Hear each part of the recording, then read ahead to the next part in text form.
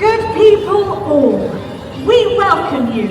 A tale we're going to tell of how a good and faithful knight saved us from beastly hell. In doing so, he won himself eternal grace and fame. You may not recognize his face, but I'm sure you'll know his name. Our tale is set in far-off lands, on Africa's northern shore. Or was it set in Coventry? Historians just aren't sure. The people lived a simple life. We're going to need some people, some townsfolk. Are you going to find us some townsfolk? Oh, good. If you would like to come and join us in our telling of tale, we would like some townsfolk. I think we're going to open a gate just over there. So if you'd like to make your way down that way, we will provide you with suitable attire and you come and join our telling of a tale. That's it. That's it. That's perfect. That's it. Well done. Doffing a hat as you go. There we are, lovely townsfolk. Come this way, townsfolk. I hope you're well practiced and looking jolly, and perhaps a little scared sometimes, telling our epic tale. That's it. Make your way over here once you've got a hat on. That's it, well done. That's it, you hand out the hats to them each. Come this way. That's it, well done.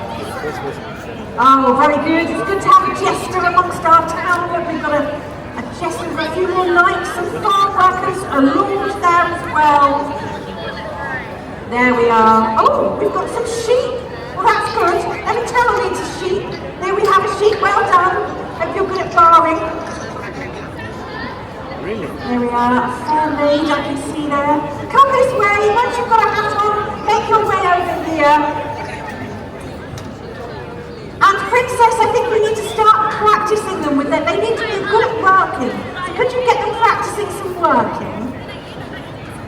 What could you be doing? Brushing, washing dishes, pretend you're digging in the ground. Excellent, well done. Practice some skills. There we are. And here is our last two townmen. Ladies and gentlemen, would you like to give our townsfolk a round of applause? Here we have a hearty town here. Excellent. Oh, there's two more coming. That's it. Well done. There we are. Oh, there's another sheep. We need more sheep. We need another sheep. That's it. So that's how our town makes its money. So townsfolk, would you all like to turn on the spot so everyone can see you and wave to our audience? You are townsfolk. So Princess, could you get them all to turn on the spot and wave to everyone so everyone knows they're here? And everyone can wave back. Hi everybody, cheer up! Yes, here's the townsfolk. I think perhaps we ought to tell this line again. The people lived a simple life of labour. So can I see you working? Prayer. So let's have some prayer. And some sleep. Can we have some sleep? Everybody asleep. Everybody asleep. There we are. Attending to their gardens and watching over the sheep.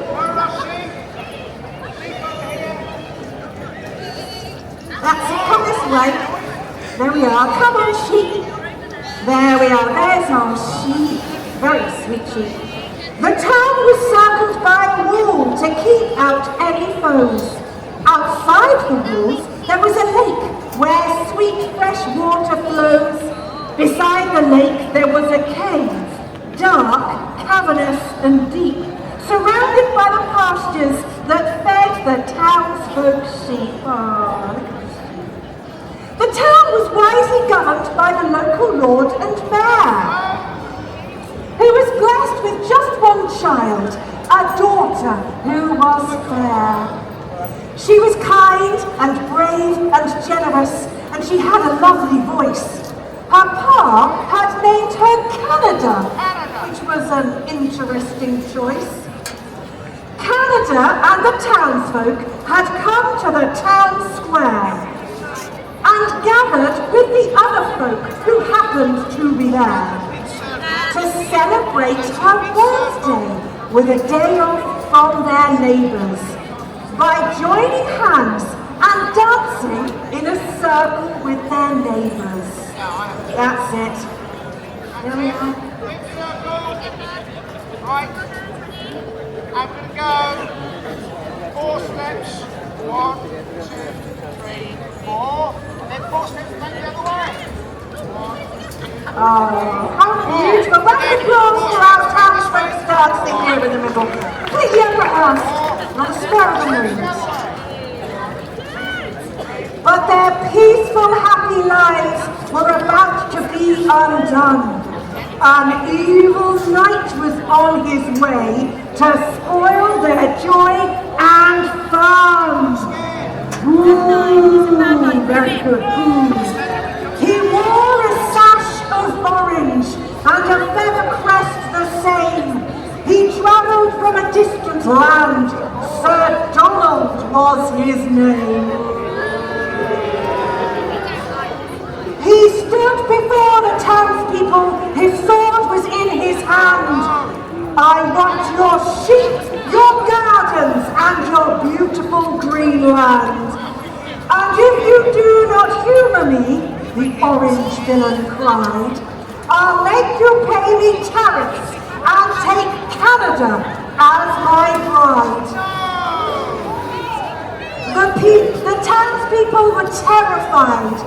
Back to their homes they fled. Back to their homes they fled.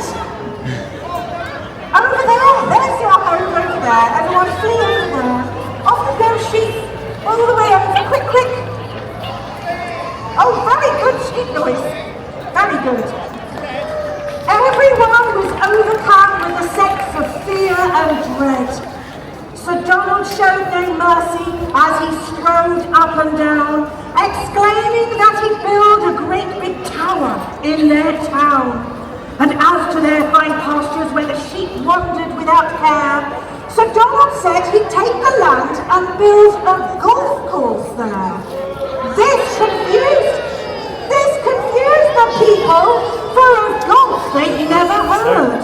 And when Sir John explained the rules, it sounded quite absurd. Just as it seemed the mayor would have to give the knight his way, another knight appeared. I know, 2 knights here, the same day. Yeah, it's good. This knight was clad in steel, a red cross upon his chest. The townspeople knew instinctively that this knight was the best.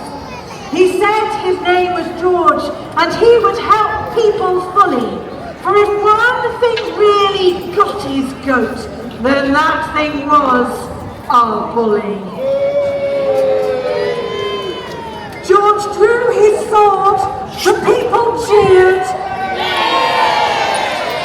Sir Donald looked askance.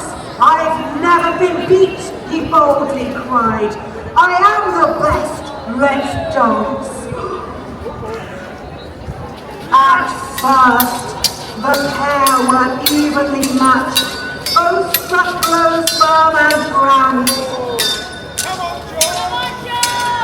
But as time passed, it seemed that George had gained the upper hand.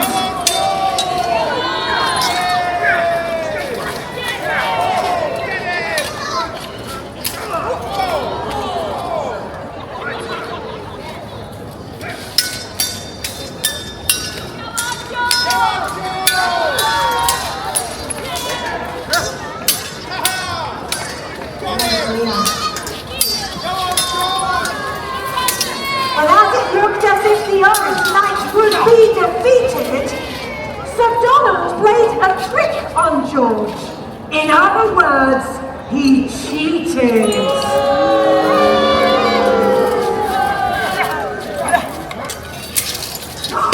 Poor George was left without a sword. Sir Donald struck down hard, but George was ready for his foe and slipped beneath his guard.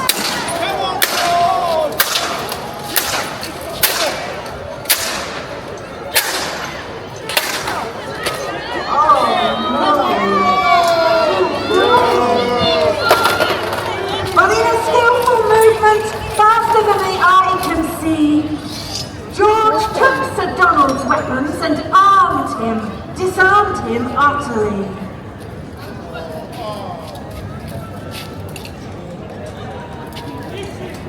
Hang on a second. Don't give him a start.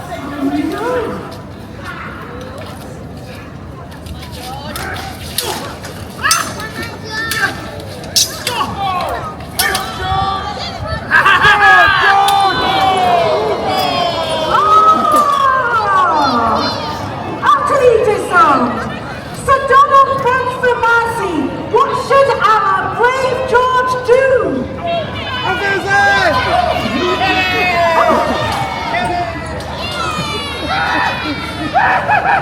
He proved he was a hero and a true knight through and through.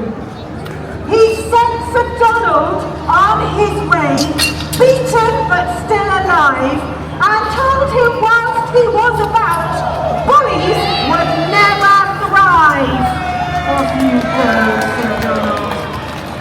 The townsfolk cheered!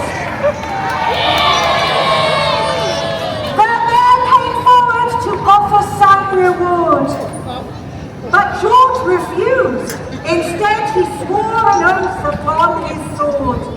If ever there was danger from some passing fiend or lout, just call his name and he would come and sort the matter out. And with that, our hero took a bow and nobly went away. The people said they'd had enough excitement for one day. But as they returned to their homes for a well-earned nap, they did not know that they would soon face an even worse mishap. I shout this way, for that is the cue. I hope you understood this. Just watch your back, ladies, for we have something worse coming. For in the cave beside the lake, down in the darkness deep, a fearsome dragon made its home.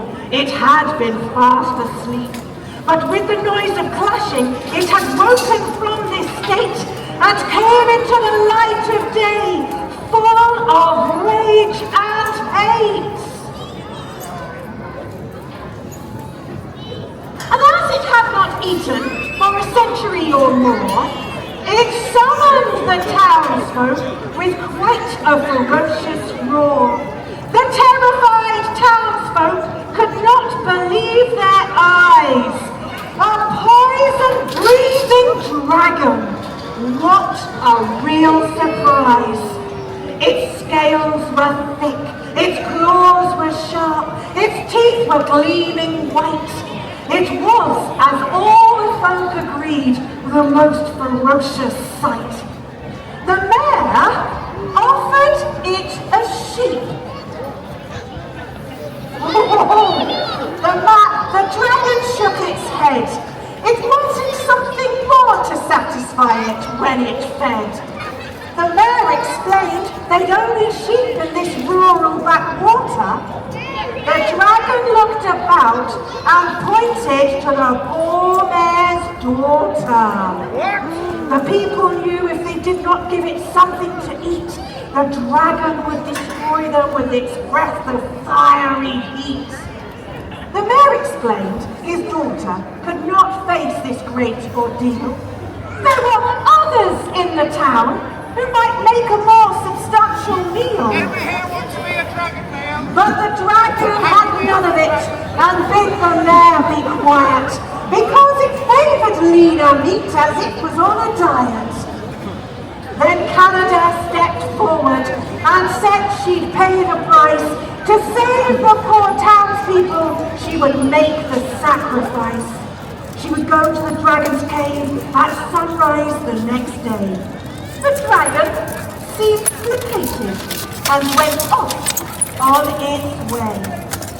The mayor was broken-hearted, but what else could he do? If he tried to save his daughter, then the town was doomed, he knew.